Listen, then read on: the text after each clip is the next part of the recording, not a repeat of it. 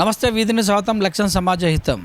తెలంగాణ రాష్ట్రంలో ఎంపీ ఎలక్షన్లకు వివిధ పార్టీలు వివిధ రకాలుగా ప్రచారం నిర్వహిస్తున్న సందర్భంలో నాయకులు స్టేజ్ షోలు వేసుకుంటూ మరి వీధి తిరుగుతుంటూ కూడా ప్రజలను ప్రసన్నం చేసుకుంటూ వారి కార్యకర్తలను వారి లీడర్లు అందరూ కూడా కలిసి ఓటర్ను కలిసి వారు చేసిన అభివృద్ధి చేసుకుంటున్నారు.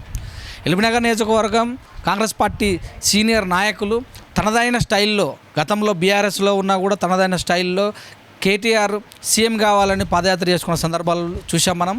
అలాగే చూసినట్టయితే ఈ కాంగ్రెస్లోకి మరి ఎలక్షన్ ముందుగానే కాంగ్రెస్లోకి వచ్చి ఇక్కడ కాంగ్రెస్ పార్టీ గెలవాలని, కాంగ్రెస్ పార్టీ రాష్ట్రంలో రావాలని తనదైన స్థాయిలో పందాన్ని నిర్మించుకున్నటువంటి వ్యక్తి, మధ్యాస్కి కోసము అహర్నిశలు పనిచేసినటువంటి వ్యక్తి. ప్రస్తుతం మరి ఎంపీగా ఇక్కడ పోటీ చేస్తున్నటువంటి వ్యక్తిని గెలిపించాలని కొత్తపేట నియోజకవర్గం కొత్తపేటలో ఉన్న డివిజన్లో ఉన్నటువంటి ప్రతి ఓటర్ను ప్రసారం చేస్తూ ఉదయం పూట పాదయాత్ర చేస్తూ ముందుకెళ్తున్న వజీర్ ప్రకాష్ గౌడ్ ప్రస్తుతం మనతో ఉన్నారు.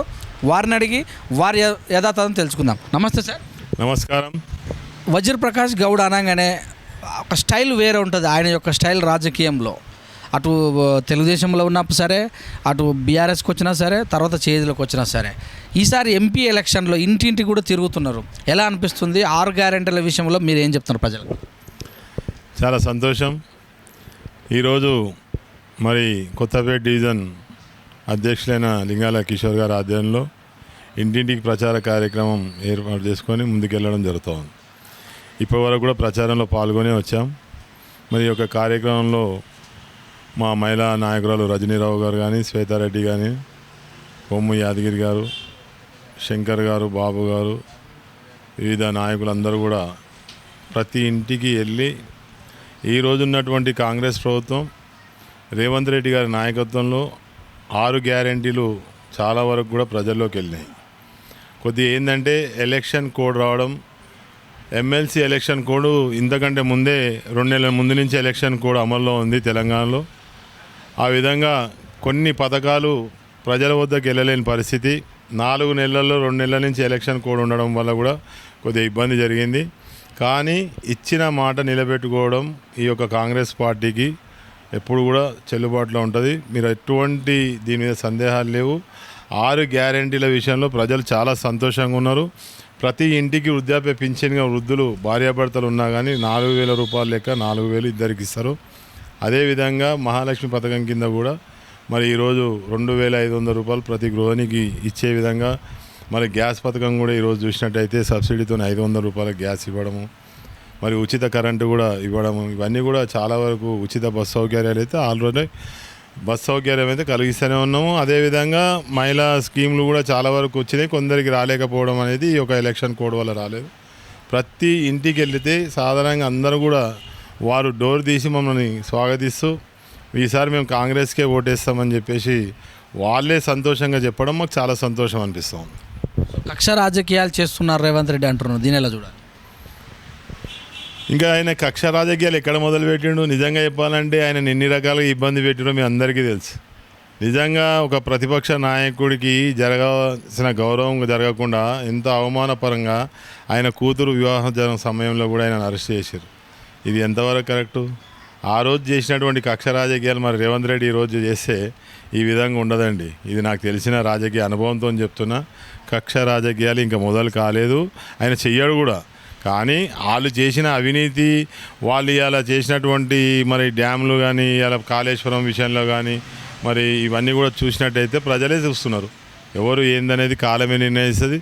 రేపు మేము పార్లమెంటు తెలంగాణ నుంచి 15 సీట్లు గెలిచే పరిస్థితిలో ఉన్నాం కాబట్టి ఎలాంటి కక్ష రాజకీయాలు లేవు. ప్రజలతోనే మమేకమై ముందుకు వెళ్తాం.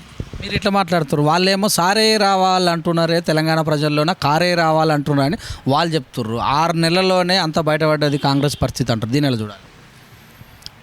ఇప్పుడు కాంగ్రెస్ ప్రభుత్వం వచ్చి 4 నెలలు అయింది, 6 నెలలు కూడా కాలే. 4 నెలల ఎలక్షన్ కోడ్ 2 నెలల అమలైంది. ఏది ఎమ్మెల్సీ ఎలక్షన్ నుంచి పార్లమెంట్ ఎలక్షన్ల వరకు ఇప్పుడు కూడా ఎలక్షన్ కోడ్లోనే ఉన్నాం. కానీ సారే రావాలి కారే రావాలని ప్రజలు అనట్లే. సారు కారు ఇప్పుడు బయటికి. అంతకుముందు ఈ సర్కారు ఎక్కడ వెళ్ళింది, ఎక్కడ ఉంది? మన కేసీఆర్ గారు ప్రజాపాలన చేసిండా? ఈరోజు నిజమైన ప్రజాపాలన జరుగుతోంది, ప్రజల్లోనే గుర్తింపు ఉంది. ఈరోజు ఉన్నటువంటి బీఆర్ఎస్ పార్టీ చాలా కావాలని చెప్పేసి వాళ్ళు ఎందుకంటే తట్టుకోలేకపోతున్నారు. వాళ్ళు ఓటమిని అంగీకరించలేకపోతారు. 10 ఏళ్ల పాటు వాళ్ళు ఒక నవాబ్ లెక్క పరిపాలన చేసి జనంలో ఎలాంటి పరిస్థితి తీసుకొచ్చారంటే అసలు ప్రజాపాలన లేదు, ఈడ రాజరిక పాలన, మరి అలా కులానికి సంబంధించిన పాలననే జరిగింది. కాబట్టి నేను ఓపెన్గా చెప్తా ఉన్నా, ఈరోజు ప్రజాపాలన మొదలయ్యింది 4 నెలలే. ఈ 4 నెలల్లో కూడా చాలా వరకు కొన్ని మనకు ఎలక్షన్ కోడ్ దిక్కేలి కరెక్ట్ పథకాలు కొద్దిగా అమల్లోకి రాలేకపోయినాయి. ఆ తర్వాత ఈ ఎలక్షన్ అయిపోయినాక దీన్ని బట్టి కూడా మీరు తెలుసుకుంటారు, రేపు ఇండియా కూటమి అధికారంలోకి వస్తుంది. మీరు మొన్న చూసినట్టయితే సర్వేలన్నీ కూడా ప్రతి ఇంటర్నేషనల్ సర్వేలన్నీ కూడా చెప్తా ఉన్నాయి, ఒక విడత పోలింగ్లోనే సర్వేలన్నీ చెప్తా ఉన్నాయి, చాలా వరకు ఇండియా కూటమికి అత్యధిక సీట్లు రావడం జరుగుతుంది. రేపు కూడా నార్త్లో మొత్తం బీజేపీకి చాలా గ్రాఫ్ తగ్గిపోతూ ఉంది. మనం ఇక్కడ సౌత్లో కూడా మరి ఇండియా కూటమికి గ్రాఫ్ పెరిగింది. ప్రజలన్నీ కూడా గ్రహిస్తున్నారు. ఇలాంటి బీఆర్ఎస్ పార్టీ ఎన్ని రకాలుగా అబద్ధాలు చెప్పినా కేసీఆర్ గారు అప్పుడు ప్రజలలోనే ఉన్న ముఖ్యమంత్రి కదా 10 సంవత్సరాలు. మరి ప్రజలు ఎన్నుకున్న ముఖ్యమంత్రి ఎప్పుడు కూడా ఒకసారి బయటికి వచ్చింది లేదు, ఒకరిని కలిసింది లేదు. ఈరోజు ప్రతి మనిషిని కలుస్తుండంటే దాన్ని బట్టి మీకు అర్థమవుతుంది, ప్రజలకు కూడా అర్థమవుతుంది. మీ ద్వారా వాళ్ళు అర్థం చేసుకుంటారు రేపు ఏంటిదని. చెయ్యొచ్చింది రాష్ట్రానికి కరువు వచ్చింది అని ప్రచారం చేస్తున్నారు.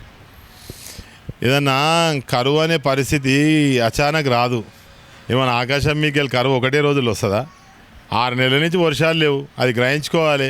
ఆ రోజు బీఆర్ఎస్ పార్టీనే అధికారంలో ఉంది, అక్కడి నుంచే వర్షాలు లేవు. వర్షాకాలంలో ఉండాల్సిన వర్షాలే లేవు. మరి వర్షాలు ఎప్పుడు వస్తాయి? జూలై ఆగస్టులో వర్షాలు రావాలి. మరి జూలై ఆగస్టులో ఉన్నది ఏ పార్టీ? బీఆర్ఎస్ పార్టీనే అధికారంలోకి ఉంది. మరి అలాంటిది ఇప్పుడు వచ్చినాక దీని మీద అబండం రుద్దడం అంటే అది బీఆర్ఎస్లకే చెల్తుంది తప్ప ఇంకొకరికి చెల్లదు. 2 పిల్లర్స్ కుంగితే దాని గురించే చర్చ జరిగి రాష్ట్ర ప్రజలు గాలికి వదిలేసారు, పంటలు ఎండుతుంటే కూడా పట్టించుకోవట్లేదు అంటారుగా. ఇవాళ డ్యామ్ నింపితే కూలిపోయే పరిస్థితిలో ఉంది. మరి అక్కడ ఢిల్లీ ప్రతినిధి బృందం వచ్చి కూడా ఈ డ్యామ్ అథారిటీ వాళ్ళు కూడా వచ్చి పరిశీలించి డ్యామ్ నింపొద్దు అని చెప్పారు. ఒకవేళ డ్యామ్ ఈ గవర్నమెంట్ నింపితే పరిస్థితి చేజారిపోతే దానికి ఎవరు బాధ్యులు?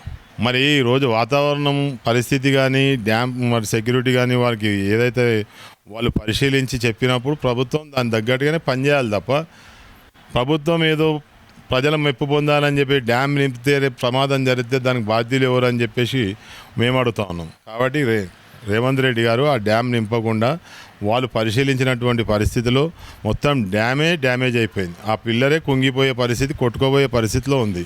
కాబట్టి ఇదంతా కూడా సెంట్రల్ గవర్నమెంట్ కూడా జోక్యం చేసుకొని దీని మీద సరైన నిర్ణయం తీసుకోవాలి. దాంతోపాటు రేవంత్ రెడ్డి గారు కూడా సరైన నిర్ణయం తీసుకుంటారు. ఎవరైతే అవినీతి చేసారో, ఎవరైతే ప్రజాధనాన్ని దుర్వినియోగం చేసారో వాళ్ళు తప్పకుండా శిక్షార్హులు అవుతారు.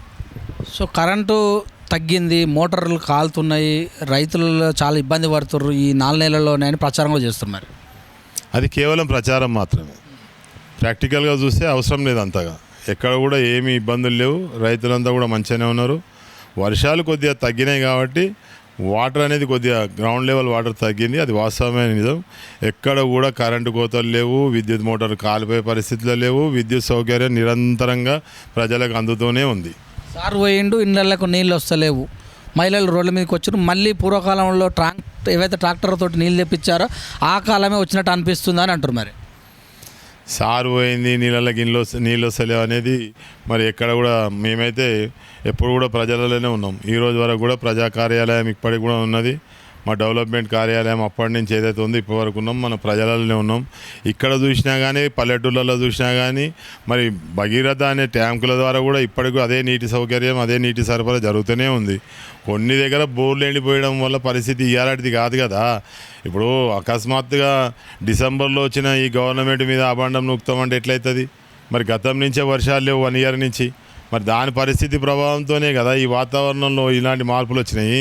మనం దీన్ని పట్టుకొని మాట్లాడాలి కానీ ప్రభుత్వం మీద నిబంధనలు వేసేసి, ప్రభుత్వం మీద అబండలు వేసేసి ఇది మాట్లాడితే అది కరెక్ట్ కాదు. ఆగస్టు 15 లోపు చేయకపోతే రిజైన్ చేసి నా జేబులో పెట్టుకున్నాను హరీష్ రావు అంటున్నారు. మరి చేస్తారా ఆగస్టు 15 లోపు? తప్పకుండా ఆయన ప్రతి దేవాలయానికి వెళ్ళినప్పుడు అక్కడ ఉన్నటువంటి దేవాలయాల మీద ప్రమాణం చేసి చెప్తాను. ఈరోజు తెలంగాణ క్షేత్రమైనటువంటి యాదగిరిగుట్ట లక్ష్మీనరసింహస్వామి క్షేత్రం మీద కూడా ప్రమాణం చేసి 15 తారీఖు నాడు ఆగస్టు లోపల రుణమాఫీ పథకాన్ని మొత్తం అమలు పరిచేసి అందరికీ రుణమాఫీ ఇస్తా అని చెప్పడం జరిగింది. కాబట్టి చేస్తాం. ఇంకోటి కూడా లోటు బడ్జెట్ ఉన్నటువంటి ప్రభుత్వాన్ని మనకు అధికారంలోకి వస్తున్నాం. ఈరోజు బీఆర్ఎస్ పార్టీ ఆ రోజు కరెంటు విద్యుత్ మీదనే 50,000 కోట్లు 70,000 కోట్లు అని చెప్పేసి అధికారిక లెక్కలతో వచ్చినాయి. మరి ఇన్ని వేల కోట్ల లక్షల కోట్లు 7 లక్షల చిల్లర కోట్లు ఇవాళ రాష్ట్ర బడ్జెట్ అప్పులో. అలాంటి లో బడ్జెట్ ఉన్న రాష్ట్రంలో అధికారంలో వచ్చిన కాంగ్రెస్ పార్టీకి ఎన్ని సమస్యలు ఉంటాయి ప్రజలు గ్రహిస్తున్నారు. ఇవన్నీ సమస్యలను అధిగమించుకొని పోవాలంటే మనము మనం డబ్బును పెంచుకునే విధంగా ప్రయత్నం చేయాలి. కాబట్టి పెట్టుబడులను ఏ విధంగా రప్పించుకోవాలి, మరి ఏ విధంగా మనము బడ్జెట్ని పెంచుకోవాలి, ఏ విధంగా ఉత్పత్తిని పెంచుకోవాలి, ఇవన్నీ కూడా ఆలోచన చేసి అంచెలంచెలుగా తీసుకొని ముందుకెళ్తా ఉన్నది ఈ ప్రభుత్వం. భారతీయ జనతా పార్టీ మల్కజ్గిరిలో ముందంచెలో ఉందని ప్రచారం జరుగుతుంది, మరి మీరేం చెప్తారు? ఇక ఉన్న వాస్తవానికి ఏంటంటే వాళ్ళు మీడియా ప్రచారం ఎక్కువ, సోషల్ మీడియా, మరి ఫేస్బుక్లలో కానీ, మరి ఇన్స్టాగ్రామ్లో కానీ, మరి ట్విట్టర్లో కానీ, దాంట్లో కానీ దీంట్లో కానీ చాలా వరకు అయితే వాళ్ళు ముందులో ఉన్నామని చెప్పి ప్రచారం చేస్తారు. ప్రజల్లోకి వెళ్తే మాత్రం మల్కాజ్గిరిలో రేవంత్ రెడ్డి గారు ఎంపీగా ఉన్నప్పుడు మనకి ఇక్కడ అభివృద్ధి జరిగింది. అదేవిధంగా రేవంత్ రెడ్డి గారు ఈరోజు సీఎం అయినారు కాబట్టి రేవంత్ రెడ్డి గారికి ఇది గెలుపు మనం అందిస్తే మనకు రేపు ఆయనకు అభిమానం తెలిపినట్టు అవుతుందని చెప్పి ప్రజలలో కూడా చాలా వరకు సునీతా మహేందర్ రెడ్డి గారికే ఓటేయాలని చెప్పి నిర్ణయించుకున్నారు. సో ఏమంటారు, సునీతా మహేందర్ రెడ్డి గారు ఇక్కడ ఎంపీ టికెట్ పొందడం ప్లస్సేనా కాంగ్రెస్ పార్టీకి? చాలా ప్లస్. సునీతా మహేందర్ రెడ్డి గారు ఆమె ఏమి కొత్త కాదు. ఇక్కడ గతం పూర్వంలో ఉన్నటువంటి ఉమ్మడి రంగారెడ్డి జిల్లాకు ఉన్నటువంటి మేడ్చల్ అప్పట్లోనే వారి ఆధ్వర్యంలో చాలా వరకు అభివృద్ధి జరిగింది. రేవంత్ రెడ్డి గారు మరి అదే దేవేందర్ గౌడ్ గారు మినిస్టర్గా ఉన్నప్పటి నుంచి కూడా ఈ యొక్క ప్రాంతం లోతట్టు ప్రాంతంగా ఉండే అక్కడి నుంచి అభివృద్ధి జరిగింది. సునీతా మహేందర్ రెడ్డి గారు కూడా దాంట్లో జడ్పీ చైర్పర్సన్గా ఉండే, ఆయన మంత్రిగా ఉండే, ఈ ప్రాంతాలన్నిటికీ వాళ్ళు సుపరిచితులుగా ఉండే. ఆ విధంగానే వాళ్ళు అట్లే అంటే అంచెలంచెలుగా ఎదుగుతూ మరి గత ప్రభుత్వంలో కూడా మహేందర్ రెడ్డి గారు మరి ఆయన మినిస్టర్గా కూడా రోడ్ భవనాల శాఖ మంత్రిగా కూడా ఉండి పనిచేసినటువంటి అనుభవం ఉంది. ఆయన ద్వారా కూడా చాలా వరకు ఇక్కడ రోడ్లు వేయడం జరిగింది, డ్రైనేజ్ వ్యవస్థను బాగుపరచడం జరిగింది. నేను కూడా కార్పొరేటర్ ఉన్నప్పుడు ఆయననే నాకు 6 కోట్ల రూపాయలు నేను గ్రాంట్ చేయించుకోవడం జరిగింది. కాబట్టి ప్రజాప్రజల్లో ఎప్పుడు కూడా వాళ్ళు వెనుకండుకు వేయలేదు. వాళ్ళు ప్రజాక్షేత్రంలోనే ఉన్నారు. 18 సంవత్సరాల కాలం పాటు కూడా ఆమె జడ్పీ చైర్పర్సన్గా ఉంది. ఇప్పుడు వికారాబాద్ నుంచి కూడా మొన్నటి వరకు ఉండే. అలాంటి నాయకురాలు మనకు రావడం అందరూ కూడా సంతోషంగా భావిస్తూ వాళ్ళకి రాజకీయ అనుభవం ఉన్నటువంటి వ్యక్తుల్ని ఇక్కడ ప్రమోట్ చేయడం అనేది అందరు సంతోషకరంగా రిసీవ్ చేసుకుంటారు, స్వాగతిస్తున్నారు. రేవంత్ రెడ్డి కావాలనే తన మీద తన తమ్ముని పోటీ చేయించి నన్ను ఓడగొట్టిండు, వీళ్ళకు కూడా ఏదో టికెట్ ఇచ్చి పంపించారని ఒక వార్త చెప్తుంది. దీని ఎలా చూడాలి? తప్పది. రాజకీయంగా వ్యక్తిగత కక్షలకి ఎప్పుడు తావు ఉండదండి. రాజకీయంగా పార్టీ పరంగానే పనులుంటాయి తప్ప వ్యక్తిగతంగా ఎవరు రాజకీయ కక్షలకు తీసుకోరు. గతాన్ని తవ్వుకొని వర్తమానాన్ని కాలదంచుకునే పరిస్థితిలో మాత్రం రేవంత్ రెడ్డి గారు ఉండరు. ఆయన చాలా చాణక్యుడు, చాలా అపర చాణక్యుడు. చాణక్యుడు అంటే కూడా కాదు, చాణక్యుడు అంటే అపర చాణక్యుడు. తానుకున్నటువంటి తెలివితేటలతోని రాజకీయంగా మంచి ఒక ఏర్పాటు చేసిండు ఇక్కడ. మేమైతే ఆయనని ఆ విధంగా చూడడం లేదు, చూడడం కూడా తప్పది. అలాంటివి ఉండవు. మన పార్టీలోకి ఇచ్చి మనం టికెట్ ఇచ్చుకొని ఓడగొట్టుకుంటే రేపు రేవంత్ రెడ్డి గారికి ఆయన సీఎం ఆదరణ, ఆయన సీట్ ఆయన గెలిస్తేనే సంతోషంగా ఉంటుంది తప్ప అలాంటివన్నీ కూడా వేస్ట్ మాటలు మనం నమ్మొద్దు. 2018లో కాంగ్రెస్ గెలిచింది ఎల్బీనగర్లో. 2019లో కూడా ఇక్కడ ఎంపీ టికెట్ రేవంత్ రెడ్డికి ఎక్కువ లీడ్ ఇచ్చింది ఎల్బీనగర్. కానీ 2020లో ఇక్కడ ఉన్నటువంటి కార్పొరేటర్లు అంతా బీజేపీ వాళ్ళు గెలిచారు. ఆ తర్వాత జరిగిన ఎలక్షన్లలో మరి కారు అసెంబ్లీలో పరిగెత్తింది. మరి ఈసారి మళ్ళీ ఇక్కడ చేతి గుర్తు పూర్వవైభవం తీసుకుంటుంది అనుకుంటున్నా మీరు? ఇక్కడ వాస్తవానికి ఎల్బీనగర్ ప్రజలు 5 ఏళ్ళకు ఒకసారి ఒక మార్పును కోరుకుంటూనే ఉంటారు. గతంలో చూసినట్టయితే మీరు అనుకున్నట్టుగా తెలుగుదేశం పార్టీ 2014లో ఆర్ కృష్ణయ్య గారు గెలిచినారు. 2018లో కాంగ్రెస్ పార్టీ నుంచి సుధిరెడ్డి గారు గెలవడం జరిగింది. మరి 2019లో మన జరిగినటువంటి సార్వత్రిక ఎన్నికల్లో కొద్దిగా పొరపాట్లు జరిగినాయి. ఆ పొరపాట్లన్నీ కూడా సరిదిద్దుకొని ముందుకెళ్లాల్సిన బాధ్యతతో ఈ యొక్క పార్లమెంట్ ఎలక్షన్లో ముందుకెళ్తున్నాం. కాబట్టి ఆ పొరపాట్లు సరిదిద్దుకునే కార్యక్రమంలో ముందే ఉన్నాం. ఇక కూడా మన గెలుపు ఖాయమనే విధంగా ఇక్కడి నుంచి మెజార్టీ ఇవ్వడం కూడా చాలా వరకు కనబడుతుంది. అందరం కలిసికట్టుగా ఈరోజు వేరే పార్టీల నుంచి వచ్చినా కానీ అందరు కలిసికట్టుగా పనిచేసి ఉమ్మడి ఫలితాన్ని సాధించాలనే ప్రయత్నంలో నాయకులము కార్యకర్తలు వాళ్ళ పట్టుదలతో ఉన్నారు. ఏం చెప్తారు ప్రజలకు? ఏం చెప్తారు ప్రజలకు? నేను ఒకటే చెప్తా ఉన్నా, ఈరోజు ఇండియా కూటమి అధికారంలోకి రావాలంటే 5 గ్యారంటీ కార్డ్స్ కూడా ప్రకటించి ముందుకెళ్తా ఉన్నాం. మేము ప్రతి ఇంటికి వెళ్తున్నాం. 5 న్యాయిక సూత్రంతో 1 లక్ష వేతనం చదువుకున్న యువతకు ఖచ్చితమైన మొదటి ఉద్యోగం యువ న్యాయం. అదేవిధంగా 1 లక్ష ప్రతి సంవత్సరం ప్రతి పేద కుటుంబంలోని ఒక మహిళకు, అది నారీ న్యాయం.